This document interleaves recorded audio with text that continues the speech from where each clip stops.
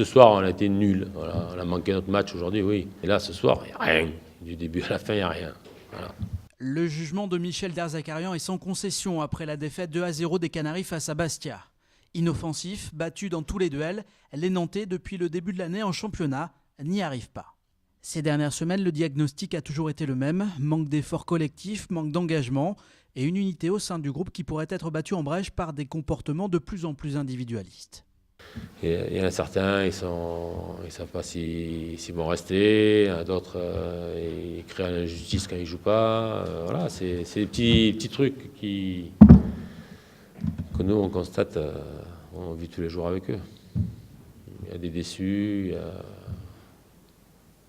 Quand on joue, après, il faut montrer. On peut être déçu quand on ne joue pas, ça je le comprends. Mais quand on joue, après, il faut montrer les qualités. Côté joueur, la prise de conscience d'une possible désagrégation du groupe est réelle. Faut qu'on en parle entre nous, on va se réunir, il faut que justement on reste soudés, il va pas falloir commencer à se taper les uns sur les autres pour créer des polémiques bêtement. Voilà, il y a encore il n'y a pas le feu, mais bon, il y a quand même le signal d'alarme qui est tiré, donc voilà, faut vite réagir. Et pour cela, aux grands mots, les grands remèdes, la direction du FCN a décidé de limiter l'exposition médiatique des joueurs et du staff.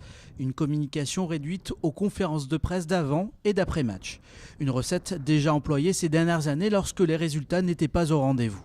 Pour autant, l'accès à la Jaunelière n'est pour l'instant pas restreint.